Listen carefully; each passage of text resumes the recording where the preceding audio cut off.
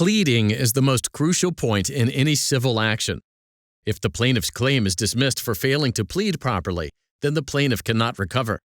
In the 2002 case Swierkiewicz v. Sorema National Association, the United States Supreme Court considered whether a plaintiff needed to plead specific facts establishing a prima facie case of employment discrimination to overcome a motion to dismiss.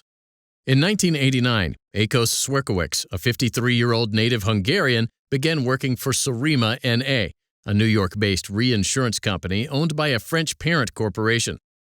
At the time, Swierkiewicz was the senior vice president and chief underwriting officer at Sorema. However, nearly 6 years later, Sorema's chief executive officer, François Chavel, demoted Swierkiewicz and transferred most of his work to Nicholas Papadopoulo. Papadopoulo was a 32-year-old French national with no underwriting experience. Approximately 1 year later, Chavel promoted Papadopoulo to be the new chief underwriting officer of Sorema. In April 1997, Swierkiewicz sent a memo to Chavel outlining his grievances and requesting a severance package from Sorema. 2 weeks later, Sorema's general counsel told Swierkiewicz that he had two options.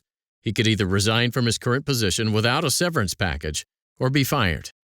After Swierkiewicz refused to resign, Chavel fired him.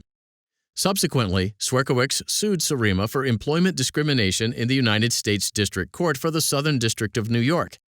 Specifically, Swierkiewicz alleged that he had been fired on account of his national origin, in violation of the Civil Rights Act of 1964, and on account of his age, in violation of the Age Discrimination in Employment Act of 1967.